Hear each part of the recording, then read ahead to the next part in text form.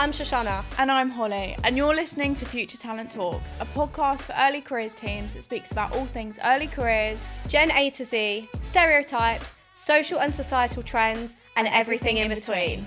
And welcome back to episode 3, where we'll be talking about all things AI, ChatGPT, young people, their attitude towards it, and why they're using it. Yes. So before we get into today's topic, me and Holly and I just wanted to take an opportunity to, number one, thank everybody so much for the just amazing response for the first 2 episodes. We've had some amazing messages and feedback. So yeah. An email and a subscriber to our mailing list. Yeah, and subscribers, it's just been amazing. So first of all, thank you so much for the support. And second of all, just a little initial win for the podcast, really. Yeah. The podcast, literally before it even launched, was able to get its first piece of press coverage in The Observer, so in The Observer imprint and The Guardian online, which was amazing. Buzzing.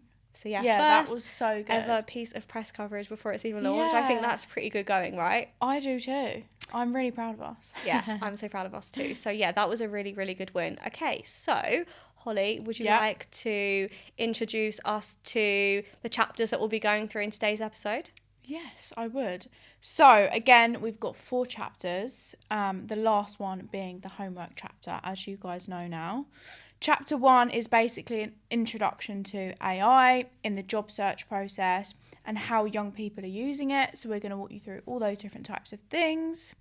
Chapter 2 is about understanding young people's attitudes towards AI and why they're using it. So firstly, we're going to tell you how, and then we're going to tell you why. Chapter 3 is all about our thoughts, tips and advice for this process and how you can manage and embrace expectations, AI, etc. And as I said, chapter 4 is the summary and homework chapter. So make sure you grab yourself a notepad and pen to take notes throughout, and we hope you enjoy. We actually polled our communities and asked them whether they use AI for their job search process. So we did this super last minute. I got around, I think, 200 responses. Holly got around 100 responses. So from my side, out of those 200 people that voted, 44% of those said that they do use AI/ChatGPT when it comes to applying for jobs. What about you, Holly? 55% of people from my community said that they do use AI. Interesting. Yeah. Okay. And also some other interesting figures around the use of AI. Are from Salesforce. So Salesforce say that 70% of Gen Z use ChatGPT, while 68% of those who haven't are Gen X or Boomers, which is quite interesting. Interesting. So that kind of highlights a little bit of a generational divide. And according to a report by Into and Workplace Intelligence, nearly 50%, so 47% of Gen Z feel like they get better career advice from ChatGPT over their managers, which I thought was really, really interesting. So those were some interesting figures. Let's talk a little bit about AI and I guess what we mean. So Holly, do you want to maybe kind of define the type of AI we're talking about today? Yeah. So we're speaking about generative AI today, and the main uses of that are things like writing cover letters, helping with CVs, and interview questions and answers. Yeah, so when we say generative AI, that's basically the likes of ChatGPT. Yeah. Of course, there are other kind of methods of AI which can be used in the job search process. So things that have actually been around for quite a long time, like CV and kind of ATS optimization tools, which allow you to obviously put your CV into an AI tool and then compare it with a job description, and it will highlight specific skills from the job description that you need to add to your CV, and it kind of gives you a percentage match, so things like that. And also there are kind of interview prep tools as well, where you can practice your interview techniques with them. So they'll give you some questions, you record yourself using the tool answering those questions. It will then use AI to analyze your responses, give you personalized feedback, and even do things like analyze your facial expressions, which is pretty interesting. Absolutely crazy, isn't but obviously, for the purpose of today, we will just be talking about generative AI. So first of all, what are your thoughts on Gen AI / ChatGPT? Do you use it, Holly? Yeah, I do use it. And on the point you just said about it basically giving you feedback, I use it for things like that, and ChatGPT is quite good for that. I don't know if you've seen the trend that's going around recently where people are like putting their Instagram profiles in there, Yes, all these different things. rate my social they're media like, profiles. Yeah, rate it. But a lot of them are saying, "Oh, give me brutal feedback," and ChatGPT is going for it. It's so funny. It can be quite I'm harsh. scared to do it. Literally. I'm scared to do it. So God knows what feedback these people are getting on their interview answers, on their CVs. And have you ever used it to apply for jobs? No, because it wasn't around when I was applying for all these apprenticeships. So no, what about you? So I do use AI. Well, I do use ChatGPT as well. For me, I find it helps me structure things. So, for example, for this podcast episode, for example, I knew a bunch of key topics which I wanted to discuss, but I didn't know the order in which to discuss them. I also had an idea of what we would maybe call the chapters, but I didn't know how to structure them, what order they'd be in. So I kind of brain dumped all of that information, and I asked it to provide me like with a suggested kind of flow and format. So it's really helpful for things like that. And yeah, same here. It wasn't a thing. It didn't really exist when I was applying for jobs.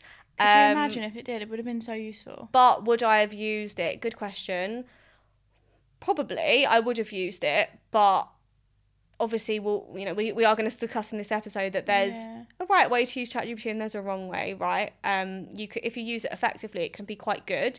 But when you're kind of just using it as a tool and you're not really tailoring it, you're not really giving it good prompts, and you're just copy and pasting whatever it gives you, that's not the best way of using it. So probably I would have used it to kind of help me structure things and pick out skills, etc., and just make my life easier. But I wouldn't have used it as kind of like I wouldn't have used it blindly, essentially. Yeah. Conversations like this make me realise how much I should really use ChatGPT more to make my life easier. Yeah. Or like I was writing I'm working on a project, I won't say what it was, and I was writing out the sections, so I knew the sections I wanted to include for that project. But I was like, oh, these names aren't snappy enough. Like, here are the sections I want to include. Here's the elements that I'm thinking to include the name. Like, can you give me some name options? And, it comes back with some really good options. Equally, when we were trying to think of a name for this podcast, we knew what we wanted the podcast to be about. We knew what keywords we wanted to include. We knew that we wanted the name to be 3 words.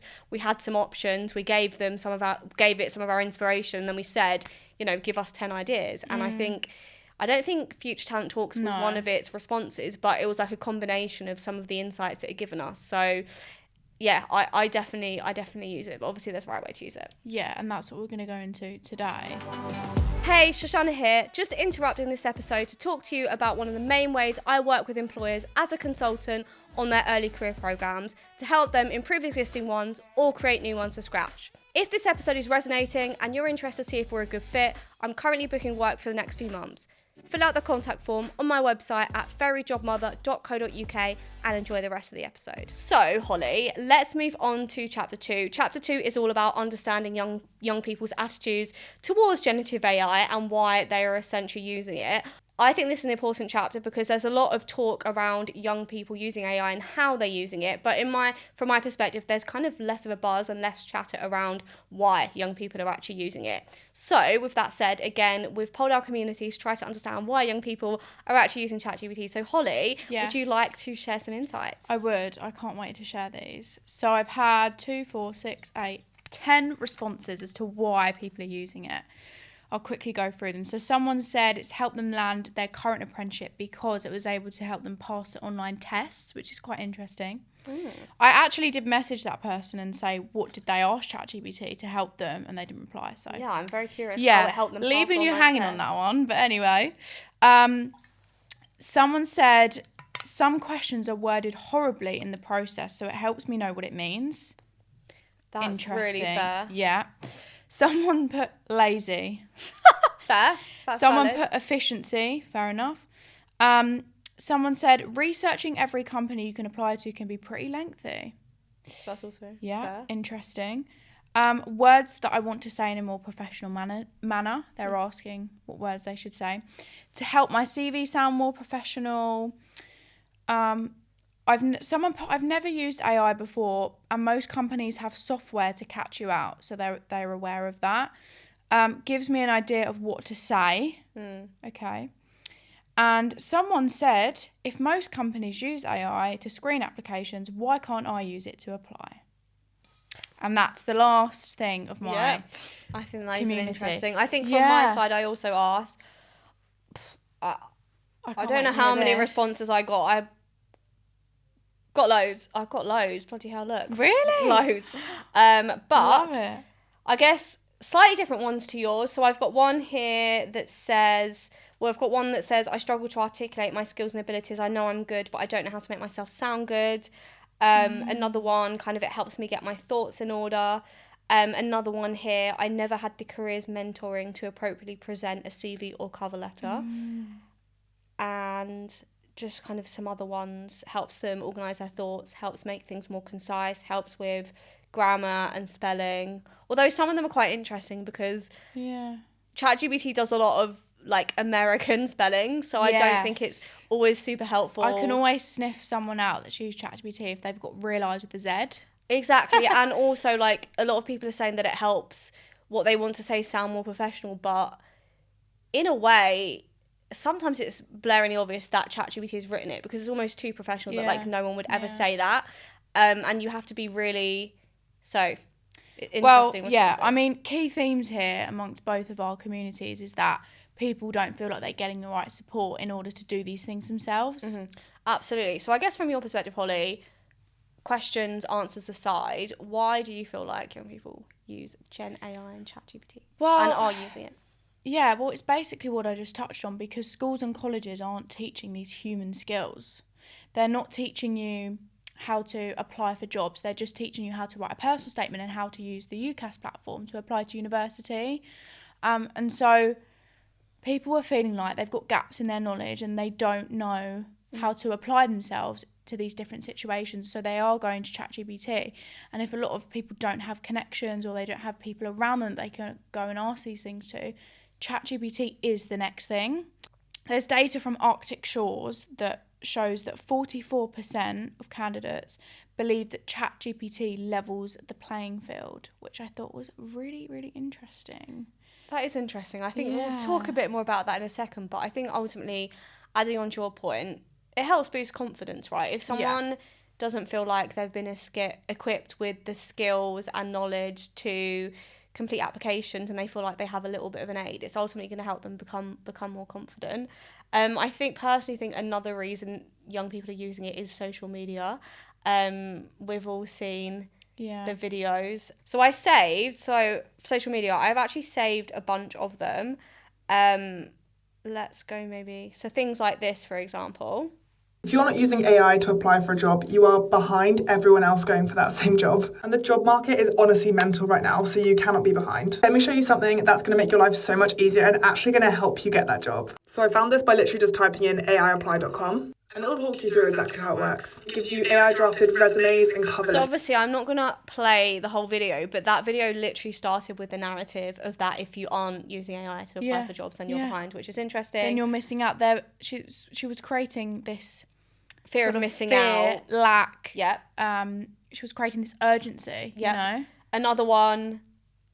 Here's how to use ChatGPT to answer video interview questions. Now I've got everyone in. In one of my lives I did, someone actually gave advice to use ChatGPT to answer video interview questions. And they specifically said, when you get that 2 to 3 minutes to prepare, you should type the question into ChatGPT and then see what it spits out. And then you can answer using the answer it provides. Now, at first, I was a little bit skeptical about that because how are you going to have enough time to kind of process the answer and then make it come across natural? So I thought I'd actually try it out for myself and see how successful it is. So I took a standard competency-based question, which is tell me about a time where you took in... Can I say something about that? Great, you know, for prep, but I just don't think it's helpful at helping someone actually develop real skills that they can then go and use, because if they're at work and they're asked a question, they can't just quickly ChatGPT it. You've got to know how to react on the spot. Agreed. And also the competency-based questions or the behavioural-based questions are usually asking you to draw on personal experiences.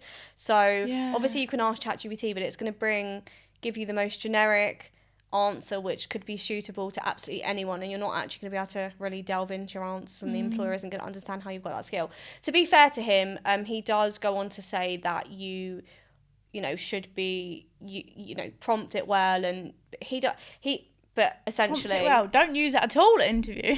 I mean, yeah, I took into consideration. so yeah. I mean, it's great for preparation, but I feel like when you're actually When you're in having the the interview, interview, to write it in and then no. say something what it says, it's like you need to know how to do it yourself. Yep. And then another I one. dreamed of by the end of the year using ChatGPT, worked to permanent jobs, contracts, freelancing, whole shebang, thank me later. First prompt is below I'm pasting the job description for the job I'm applying for. Can you highlight any gaps in my CV that weaken my suitability for this That's role? smart. Insert CV. Below I'm pasting the job description that I'm interviewing for. Insert job description. Can you generate 10 interview questions that are specific to this role? Smart. And not I like that girl. Yeah, so I think this is smart, but equally, as you can see, I've picked 3 videos here, Yeah. and one out of the 3 are, I'd say, are kind of good, credible information. So young people are seeing these confusing narratives around AI, mixed messages. So I think definitely social media is having an influence, but is it necessarily having an influence in a positive way, or is it having an influence and teaching them how they should use it effectively? It's kind of being positioned as this, as lots of things on social media are, it's kind of being positioned as this kind of easy, super easy, no effort, it takes 2 seconds, when the reality is if something is that easy and seems too good to be true, then the reality is it is Yeah. too good to be true, right? It's Yeah, not yeah, that yeah. easy if you are going to. So anyway, I don't want to dive into this too much, but I definitely think social media is playing a role. But why do you think people are using AI? well, I think ultimately to save time, realistically, for many students, they'll of course be studying. Some of them will also be working part-time. And then if they're expected to apply for jobs in addition to that, especially given how competitive the job market is, lots of them are just using it to save time, right? Yeah. And ultimately, do you think AI levels the playing field? I personally think 50-50. Okay. Why is that? Because I don't know, I'm undecided. I mean, we heard a lot of this narrative, I think, and thoughts on this at the ISC Student Recruitment Conference in June. Yeah. And lots of data around this. And to be honest, I'm not entirely convinced that AI does level the playing field.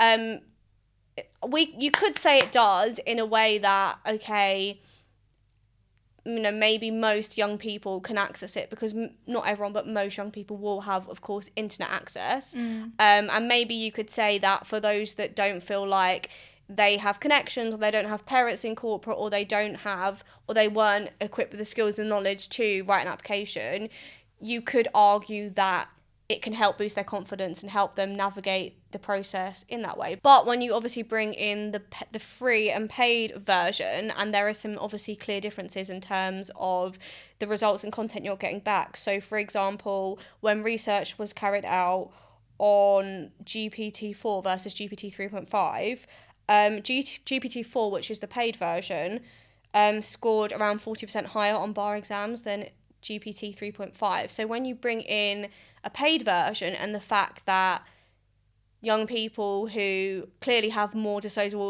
more money to spend, and who may be from more privileged backgrounds, when they have that extra money to spend, they are getting better. They're getting better information and better insights from ChatGPT. So then, when you look at it like that, I don't think it levels the playing field, because ultimately, yes, maybe most young people could use it, but if there's a free and paid version, not everyone can afford it. Then no. But also, it's not just about ChatGPT, it's about all these other AI apps. Like, for example, the one on the first video you showed, that might have had a paid version. Yeah, most of them, as well as a free most version. of them are paid, and the free versions are just really, really basic. There we go. So it's not just ChatGPT, they're getting access to all these other different softwares through AI that are ultimately helping them put out more applications, or helping them appear better at interviews, etc. And so I'm with you on the 50-50, to be honest, because if everyone used it in the same way, if everyone used it with the free version, then maybe it might help level the playing field. But yeah, if they're getting access to versions that are much, much better, then it's not really fair. Yeah, agreed. But then also it's a really tricky one, because also on the other hand, like I said before, it could provide support to those that literally have no support. So yeah, I don't know. It doesn't level the playing field. Kinda, but no, not really. Oh, I don't know, because I feel like without it, some people would be worse off. Really, because of what everyone's just said in our communities. some people, like, they just aren't getting that certain support, and so ChatGPT is really giving them that. And even within their jobs. But then you also have young people who are on the completely different end, who may not even have access to a smartphone at home, may not even have access to a desktop or a laptop, may not even have internet access, maybe having to do their applications in a library with really slow internet access where they can't even load ChatGPT, or they don't even have... or they can't have a login, they don't have an email, so they can't log in because you have to create an account. So I'm 50-50, to be fair. I'm 50-50. Okay, I feel like we've spoken a lot about kind of why young people... Let us know in the comments what percentage you are. Yeah, let us know in the comments, or you can or email us at futuretalenttalks@gmail.com. We would love to hear from you. Hey, Holly here. Just interrupting this episode to let you know about one of the main ways that I work with employers. As an employer branding strategist, creating standout campaigns to help you attract new apprentices via social media. If this resonates with you or you're interested, connect with me via LinkedIn and fill out the contact form linked in my profile. Enjoy the rest of the episode. So, next chapter is chapter 3, and this is all about our thoughts and tips and advice for you on embracing AI. So, Shoshana, what is your first tip? So I think one thing that's really essential for all employers and early careers teams listening to think about is to make a decision on AI, make a decision on the use of Gen AI in your applications one way or another. Do you want to embrace it, or do you want to ban it altogether?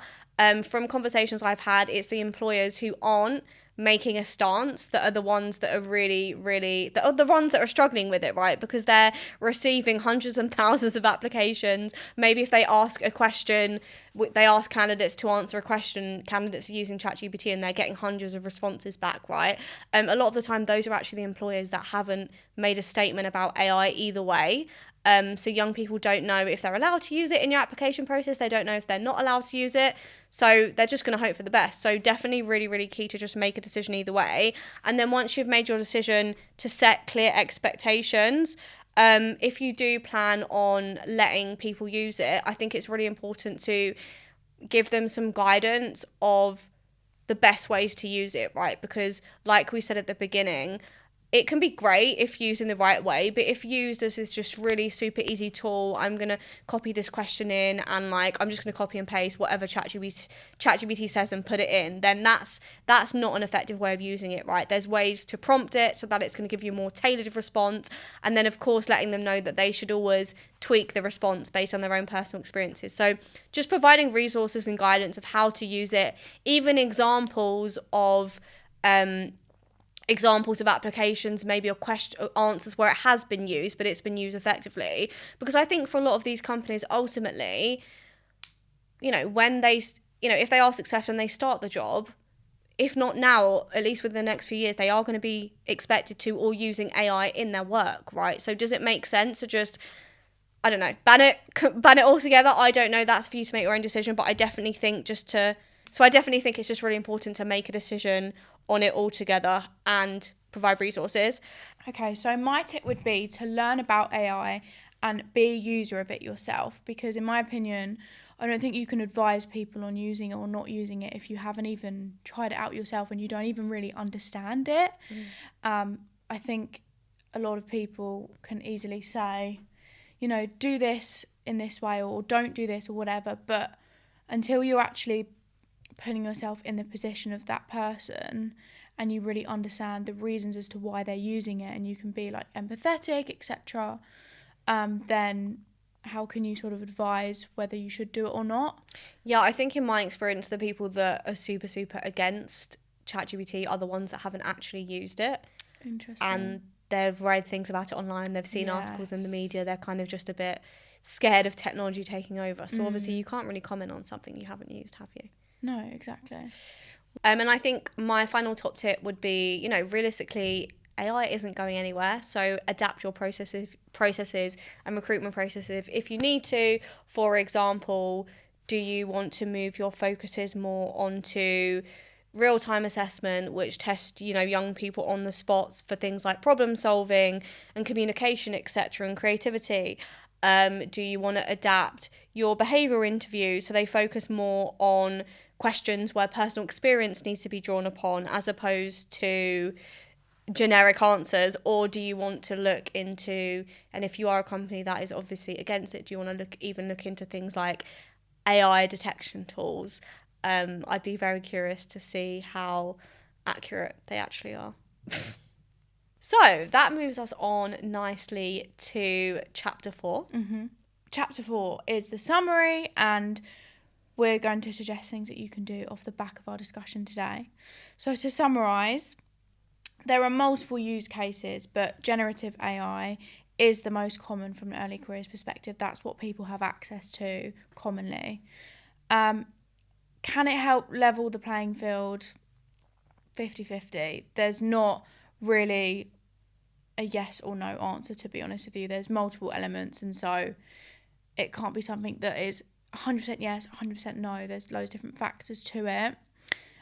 It can help young people without connections, yes, but it also means that if someone's got a bit more money and they're paying for other things or subscriptions, then they could have a better chance than those other people. So we can't be 100% sure.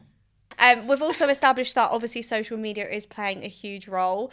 It's definitely it's encouraging people to use AI. It's encouraging them that if they aren't using it, they'll be at a disadvantage. But in terms of how to use it, there's lots of mixed messages around that, which is, I think, creating confusion. Yeah, such a good point. And I think finally, the main kind of takeaway from the tips is that it's actually really important to just make a decision as an organisation, as a team. Do you plan on embracing it or not? And how do you plan on adapting your processes to deal with whether you choose to embrace it or not? Do you need to make any changes? Do you need to start detecting things, etc.? So, with that said, to end, we want you to grab a pen and paper and audit your existing early careers recruitment process by asking yourself these 3 questions. Are your job applications encouraging authentic answers, or can they easily be completed by ChatGPT? Do your interview and skill assessments evaluate real-time problem solving and creativity, or can candidates easily use ChatGPT to respond to them? And is your evaluation process criteria when looking at applications or looking at video interviews, does it focus too much on looking whether candidates have used AI and take away from you looking for kind of genuine key skills like creativity, authenticity, and deep thinking, etc.? And let us know how you get on with those. Thank you for listening to Future Talent Talks. For more tips like this from me, Holly, or me, Shoshana, sign up to our mailing list via the link in the episode description. And subscribe to the podcast on your preferred podcast platform. When you subscribe, it helps our podcast reach more people, in turn helping more young people. P.S. Don't forget to tune in next week for another episode.